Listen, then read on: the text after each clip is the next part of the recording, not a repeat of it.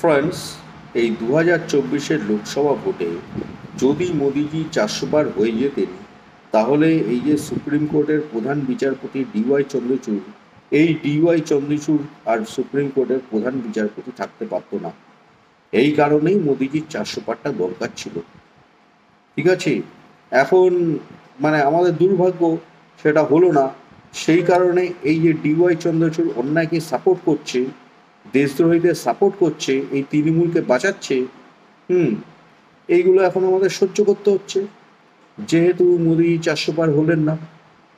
তো এই কারণেই 400 পারটা দরকার ছিল। বুঝতে পারছো তো 400 পারটা কেন দরকার ছিল? তাহলে ভারতবর্ষ একদম সত্যের পথে এগোতো, কোনো অপরাধী বাঁচতে পারতো না, কোনো অপরাধীকে এই তৃণমূল বাঁচাতে পারতো না।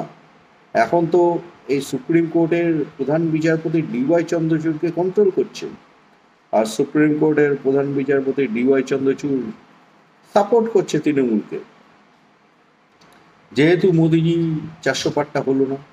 এই যে ইন্ডিজোট জোট করেছিল এই কারণেই, দেশদ্রোহীদের বাঁচানোর জন্য, রেপিস্টদের বাঁচানোর জন্য, জঙ্গিদের বাঁচানোর জন্য এরা জোট করেছিল। ওরা তো চেয়েছিল মোদিজিকে ক্ষমতাতেই আসতে দেবে না, কিন্তু সেটা আর ওরা পারেনি। কিন্তু 400 পারটা হলো না মোদিজি।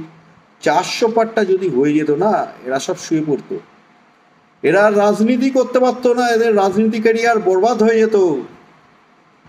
শুধু মোদিজির 400 পারটা দরকার ছিল। যারা পাকিস্তানের হয়ে রাজনীতি করছে, যারা পাকিস্তানপন্থী, তাদের রাজনীতি করার কোনো অধিকারই থাকতো না এই ভারতবর্ষে। কিন্তু এখন আমাদের এগুলো সহ্য করতে হচ্ছে, যেহেতু মোদিজি 400 পারটা হলেন না। তো আমাদের লক্ষ্য এটাই, মোদিজিকে আরো পাওয়ারফুল করা। এই যেটা বলেছিলেন 400 পার, মোদিজি এটা বলেছিলেন 400 পার, এই 400 পার তো হবেই, 500 পার হয়ে যাবে। এটা আমাদের করতে হবে।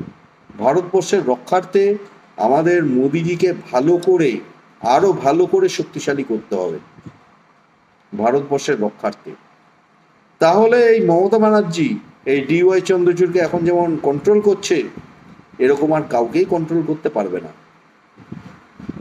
ঠিক আছে, কোনো ক্রিমিনালকে বাঁচাতে পারবে না, কোনো জঙ্গিদের বাঁচাতে পারবে না, কোনো রেপিস্টদের বাঁচাতে পারবে না এই মমতা ব্যানার্জি।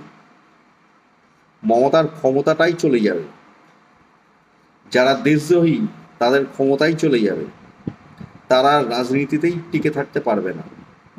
শুধু মোদিজির 400 পারটা দরকার। ঠিক আছে, যারা ভারতের বিরুদ্ধে চলছে তারা ভারতে টিকে থাকতে পারবে না, তারা রাজনীতিতে টিকে থাকতে পারবে না। শুধু মোদিজির 400 পারটা দরকার। এই কারণেই মোদিজি বলেছিলেন ইস বার 400 পার। কিন্তু ইন্ডিজোট জোট করে মানুষের কাছে ফেক নিউজ ছড়িয়ে ওরা 400 পারটা করতে দিল না। কিন্তু আমাদের লক্ষ্য এই 400 পারটা আমাদের করতেই হবে।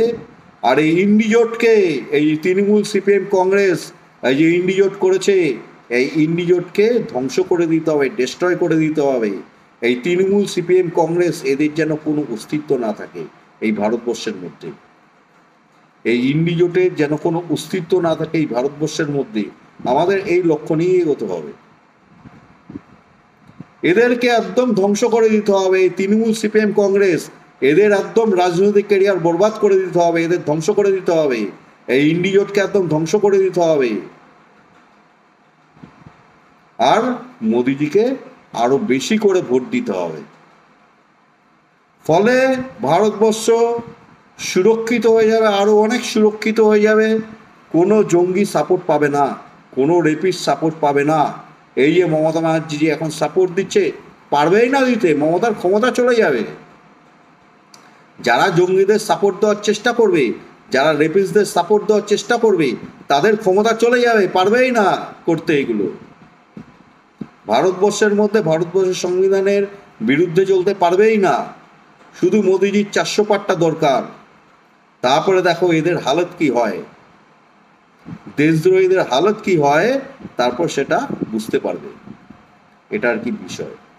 তো তো ঠিক আছে ফ্রেন্ডস, এখন আসছি, টাটা, জয় হিন্দ, জয় শ্রীরাম, নমঃ শিবায়।